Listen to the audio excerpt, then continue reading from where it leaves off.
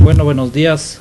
Muchas gracias por la invitación para participar en este foro tan importante del Dragón y el Cóndor. Lamentablemente no puedo estar presencialmente, pero obviamente quisiera exponer en el tiempo que tengo algo que se ha estado pensando desde el Ecuador con respecto a cómo medir la vida buena, y quizás voy a matizar en el marco de cómo salió esta propuesta, que es más a título personal, pero que obviamente estamos discutiendo también dentro del gobierno, porque es necesario construir nuevas metodologías que nos den cuenta y pongan y hagan un pie de lucha contra los clásicos metodologías existentes en la mirada más neoclásica y capitalista.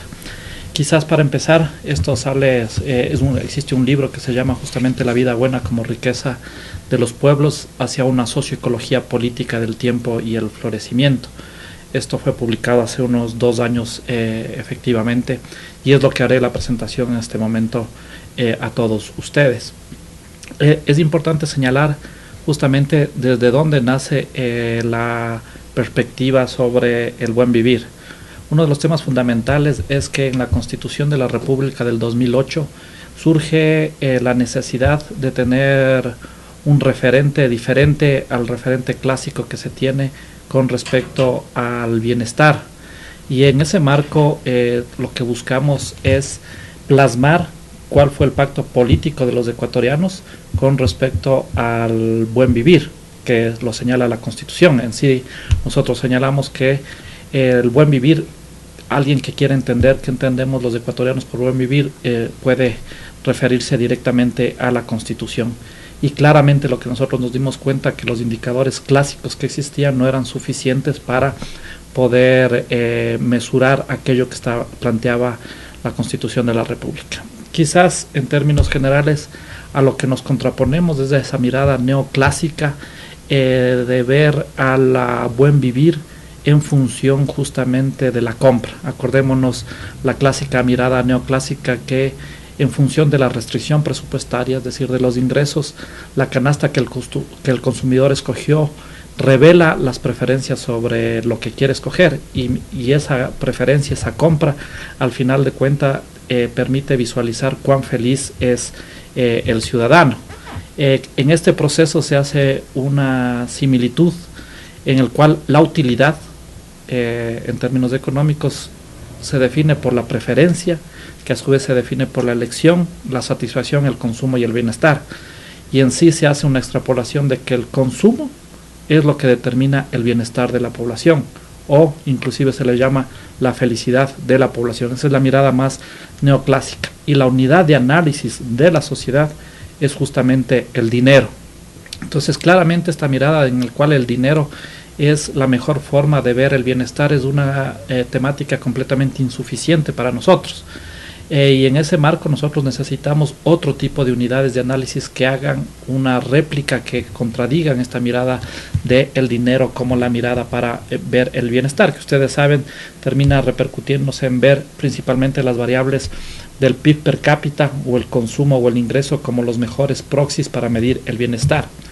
Quizás aquí un tema de donde surge ya un cierto debate al respecto de que el dinero no es la mejor medida del bienestar es con la paradoja de Easterling, ¿no? Donde vemos nosotros países industrializados en los cuales se ve que sistemáticamente aumenta el ingreso per cápita, el PIB per cápita, pero no obstante a lo largo de ya algunas décadas se ve que la satisfacción con la vida, es decir, la felicidad, se mantiene completamente constante. Las preguntas que salen ahí, si eres rico porque no eres feliz, o si eres pobre porque eres feliz.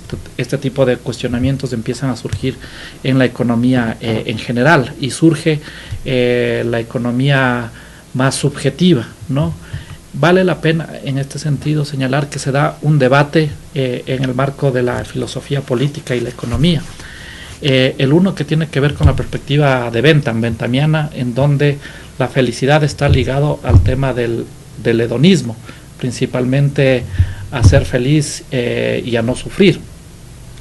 Ya vamos a ver las diferencias de lo que implica el concepto de la felicidad con respecto al tema benthamiano versus el aristotélico. En el marco de las formas de medir el bienestar, esto dio paso al utilitarismo, que una vez más esto está en función del consumo, el ingreso, el PIB per cápita, lo que se denomina el bienestar subjetivo o el bienestar psicológico. Pero también existe otra corriente que si bien se ha trabajado más en términos filosóficos, no se ha plasmado en términos ya metodológicos y en términos empíricos, que es la mirada de Aristóteles, la mirada de la eudomanía, en donde ha sido traducido como felicidad o buen vivir también, y que de cierta manera está plasmado de una u otra forma a través de la perspectiva seniana de Amartya Sen, de Martha Nussbaum, sobre el concepto de capacidades y florecimiento humano, ¿no? Y existe una mirada muy de lo pueblo indígena, del mundo indígena, con respecto al tema del concepto del summa causait, que encierra a través del postcolonialismo, ¿no? A la mirada disciplinar del postcolonialismo. Nosotros vamos a asumir realmente y vamos a acercarnos a la mirada aristotélica, que hace un puente, un vínculo con la mirada más postcolonial del análisis del mundo indígena. Ya me referiré por qué específicamente no podemos tomarnos completamente la perspectiva del mundo indígena con respecto a medir el buen vivir. Entonces, en ese marco nosotros tenemos dos perspectivas, ¿no? La perspectiva hedónica benthamiana, en la cual para el inglés, para vivir bien, hay que ser feliz, ¿no? Entonces, ahí se ve la mirada de los fines. En tanto, la perspectiva de eudomanónica de Aristóteles es que para el filósofo griego, solo quien vive bien puede ser feliz. Entonces, el tema está relacionado no con el fin, sino con el proceso. Y esta perspectiva es la que nos acercaremos. Y en ese marco un concepto muy importante que también disputamos, esta mirada clásica en la cual la vida de un ser humano solo está entre producir y consumir, ¿no? Frente a una perspectiva en la cual la vida del ser humano está relacionado con todas las 24 horas del día. De hecho, en el caso ecuatoriano, si es que nosotros trabajamos únicamente la perspectiva de producir y consumir, en el Ecuador un ciudadano promedio entre trabajar y consumir utiliza 10 horas aproximadamente. Es decir, que la economía neoclásica se olvidó de teorizar más allá de la mitad de la vida de cada persona. Entonces, claramente es insuficiente la mirada neoclásica. Y es por eso que nosotros trabajamos más desde la perspectiva del buen vivir aristotélico, en donde uno de los temas fundamentales es la producción de bienes relacionales. Ya vamos a ver qué implica estos bienes relacionales. Pero principalmente para conseguir la felicidad se trabaja en 3 esferas, señala Aristóteles. Uno, la vida contemplativa, que es el tiempo emancipador, el tiempo libre para la emancipación. El segundo, que es la participación en la vida pública, civil o política, ¿no? El relacionarnos con los otros. El tercero es justamente lo relacionado con la voluntad de amar y ser amado. Y un cuarto componente que no trabaja Aristóteles directamente y que está incluido dentro del libro, por dado la importancia para el caso ecuatoriano del concepto de buen vivir, es también la producción de bienes relacionados entre el ser humano y la naturaleza, convivir en armonía con la naturaleza. Todo esto constituye el concepto de filia, el concepto de amistad, ¿no? Y en el tema de la convivencia armónica con la naturaleza también buscamos una relación entre espacio y tiempo para hacer el vínculo con la perspectiva de la cosmovisión indígena que veremos más adelante. En efecto, cuando justamente lo que nosotros tenemos que buscar son medidas que respeten la pluralidad de cosmovisiones. En el caso del Ecuador existe un debate sobre qué porcentajes son indígenas, pero en estricto sentido el Estado es un Estado plurinacional que tiene que incluir la perspectiva de los mundos del mundo indígena. Y en el mundo indígena claramente el tiempo es más valorado que el dinero. Conocer desde la lógica del Abya Yala implica tener una concepción espacio-temporal simultánea. Por ejemplo, en la categoría temporal, en el quichua, ñaupa es pasado y tiempo que vendrá. Cay es el aquí y ahora, y el cuipa es después. Antes y después están presentes en el mismo tiempo, en un tiempo cíclico, y este concepto es un concepto que se utiliza en el mundo indígena, que es el ñaupa pacha, que relaciona justamente el tiempo con el espacio y de una manera completamente diferente. Entonces nosotros buscamos a través de la metodología implementada, que es justamente utilizar al tiempo como una forma de mesurar el buen vivir como un proxy del buen vivir. ¿Cuál es el supuesto importante aquí? Que lo más importante para medir, en este caso, el bienestar o la calidad de vida de la población está ligado al tiempo, porque a quien entregas tu tiempo, entregas tu vida. Y lo más importante en una sociedad es la vida, y no únicamente la vida humana, sino la vida en general de todos los ecosistemas, en que obviamente la vida humana es un componente de los más importantes, por no decir el más importante, pero no podrá reproducirse la vida del ser humano si es que no existe una armonía con la naturaleza. Y no es cualquier tipo de vida, sino es una vida bien vivida. Y ahí es justamente donde adjetivizamos y vamos a ver cómo planteamos nosotros en este sentido la posibilidad de construir metodológicamente una alternativa a las clásicas. Por eso el tema fundamental es, en el marco de haber satisfecho las necesidades básicas, que es fundamental, nosotros tenemos que buscar mecanismos donde se busque maximizar, por decirlo de una manera, la producción de bienes relacionales. La característica de los bienes relacionales es que son bienes que solo puedo poseer en un acuerdo con un otro. Claramente aquí estamos yéndonos en contra de esa mirada egoísta en el cual el propio individuo satisface egoístamente sus necesidades a través de la compra, como lo dice la mirada neoclásica. A su vez, los bienes relacionales tienen que ver con bienes que componen afectos y acción comunicativa. Tengo que relacionarme, creo que es la diferencia de los animales del tema de cómo nos comunicamos y cómo expresamos los afectos. Bienes que no tienen un precio de mercado, sino que son valorados porque responden a una necesidad subjetiva de interacción, y bienes que son co-consumidos y coproducidos al mismo tiempo por los sujetos involucrados. Esto es muy importante. Son bienes que el momento que estoy produciendo, estoy consumiendo. Son bienes que solo pueden ser disfrutados en la medida que involucren un potencial de reciprocidad. Y esto es importante porque en el mundo indígena todo el tema de la reciprocidad y la solidaridad están muy relacionados, y bienes en que la relación por sí misma constituye un bien y no un mal en términos filosóficos. Entonces, por lo tanto, nos enfocamos en ver cómo se está distribuyendo el tiempo relacional, pero uno no puede ver cómo se está distribuyendo el tiempo relacional sin ver qué está pasando en el resto de esferas de la vida. Por eso hicimos un módulo específico sobre uso del tiempo, en donde se analizan alrededor de 130 actividades del día a día de cada una de las personas y se ve cómo se está distribuyendo.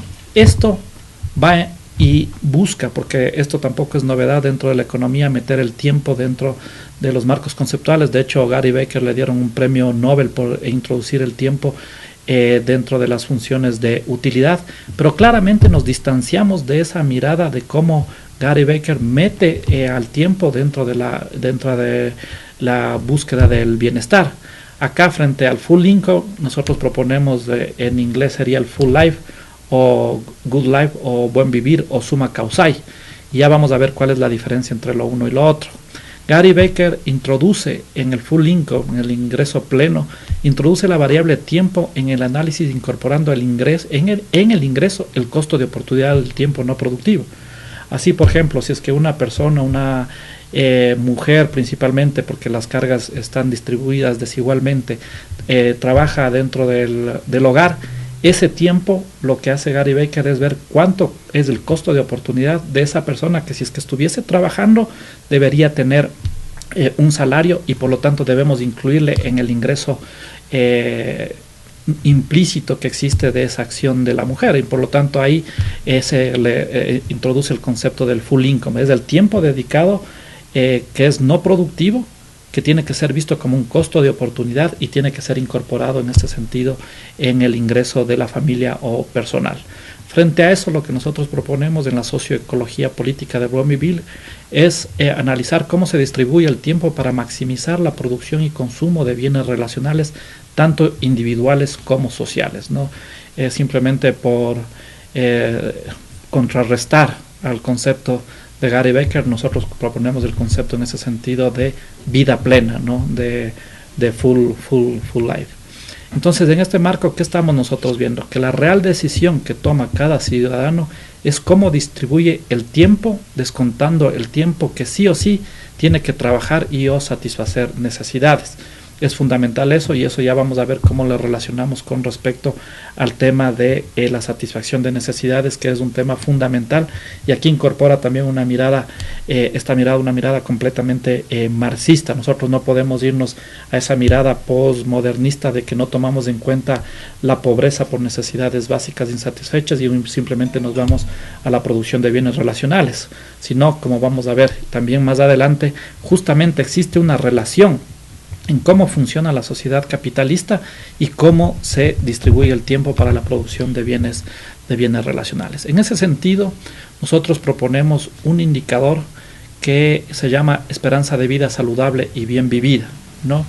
Y que tiene como variable fundamental como unidad de análisis del tiempo. Y aquí también es importante señalar, porque en esto de la métrica nosotros analizamos y discutimos que necesitamos una variable política que haga peso en contra de, en este caso, el dinero. Pueden existir muchas metodologías y pueden existir muchos índices. El índice tiene que ser simple y tiene que ser comprendido de una manera efectiva y tiene que ser apropiado por la ciudadanía. Pero en ese marco, por ejemplo, uno cuando está hablando de un índice diferente al del ingreso, uno puede decir, bueno, pensemos en el IDH, pero en el índice de desarrollo humano. Pero el índice de desarrollo humano, si es que yo le pregunto a una persona, ¿qué prefieres? ¿Que suba el índice de desarrollo humano del 0.8 al 0.9? ¿O que te dé, en este caso la sociedad, $500? Difícilmente vamos a poder disputar el sentido político. O a través de otras unidades de análisis como pueden ser los energéticos, los joules, ¿no? O la biomasa. Si es que yo le pongo a una persona a elegir entre los mismos $500 o un quintal de joules o un quintal, en este caso de biomasa, claramente va a elegir los $500. Entonces nosotros sí necesitamos una variable que políticamente dispute el sentido. Quizás si es que nosotros ponemos y señalamos y decimos, bueno, ¿qué prefieres? $500 adicionales o un mes de vacaciones con tu familia, con tus amigos, para que puedas disfrutar de lo que tú quieres. Ya ahí se puede dar una disputa en términos de qué va a elegir la ciudadanía y en función de una unidad de análisis. El índice de desarrollo humano es un índice compuesto que no tiene unidad de análisis y que realmente en sí mismo se entiende para explicar de una manera global, pero que no necesariamente puede haber una apropiación, y tenemos que buscar en este caso índices que sean fácilmente entendibles y fácilmente apropiados por la ciudadanía.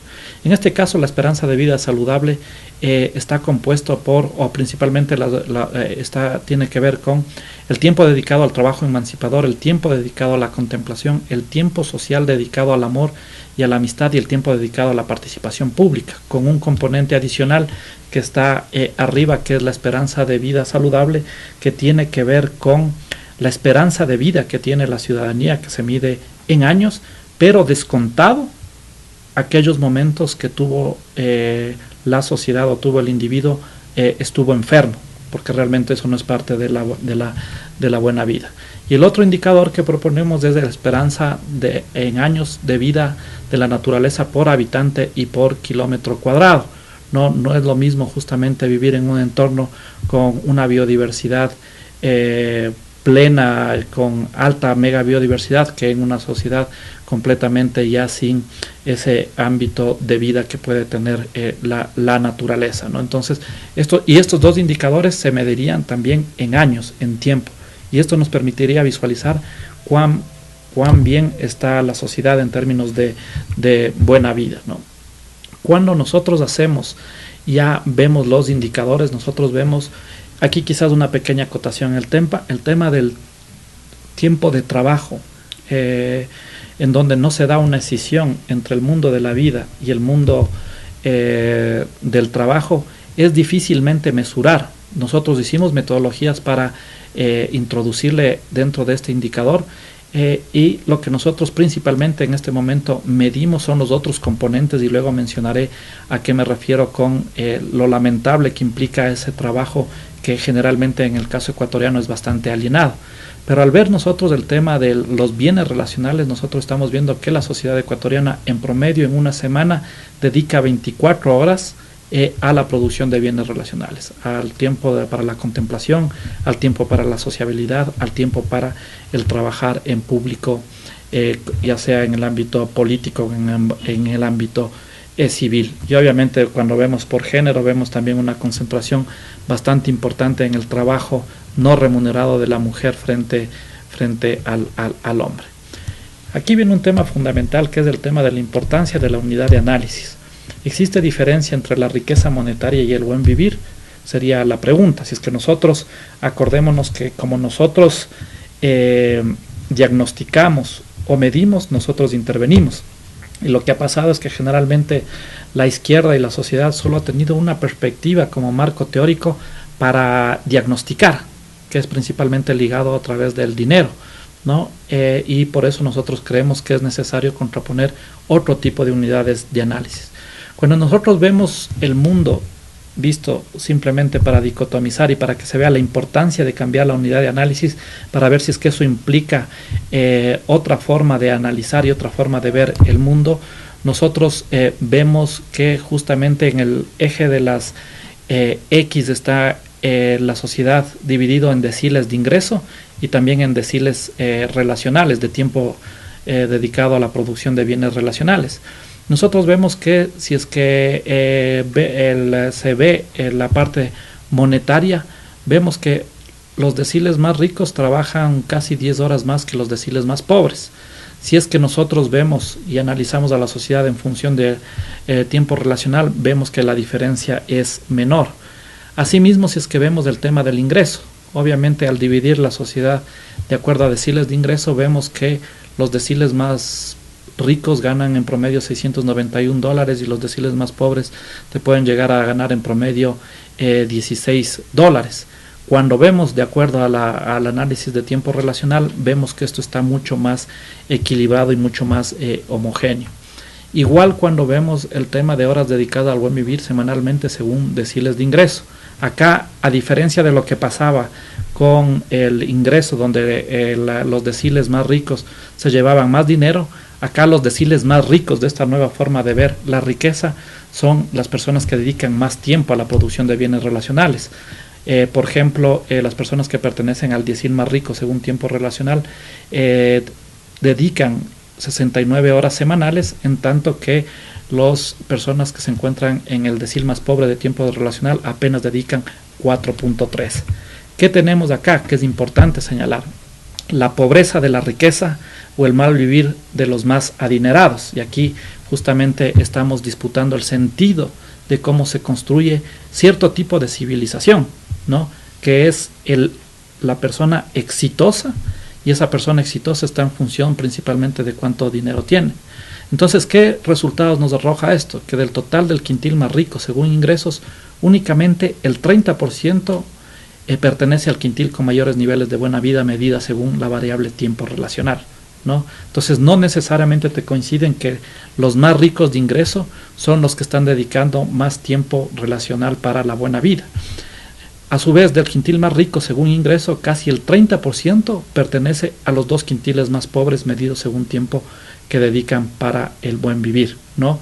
Es decir, las personas más adineradas del país del Ecuador, existen muchas de estas personas que si es que nosotros mediríamos a la sociedad, al buen vivir, en función del tiempo relacional, un 30% estaría en el grupo de las personas más pobres medidas por esta variable de tiempo relacional.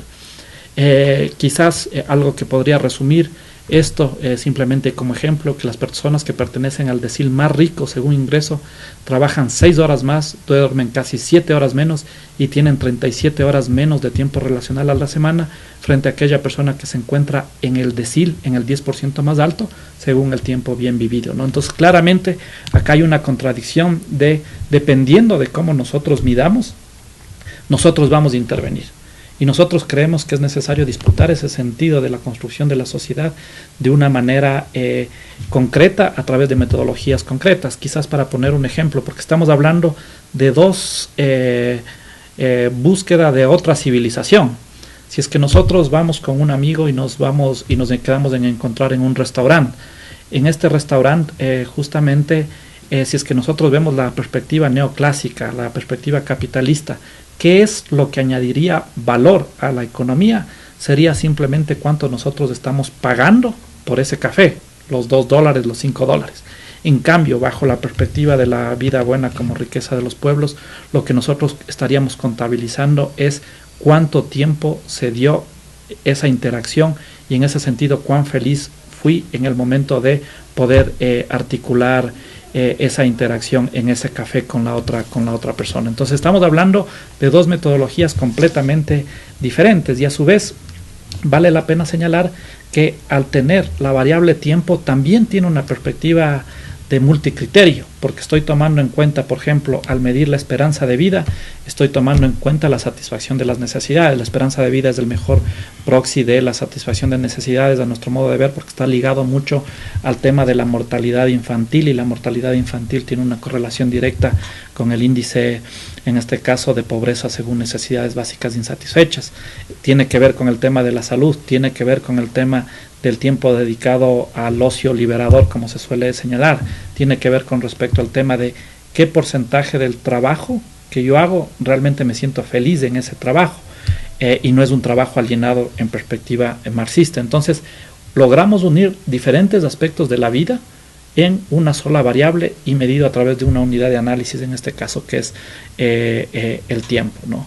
En ese sentido, de acuerdo a este índice, en el Ecuador se tiene un índice de vida saludable y bien vivida de 11.3 años, ¿no? En donde se puede ver que principalmente existe la mayor nivel de este indicador, está en alrededor de Pichincha, Quito y Guayas, ¿no?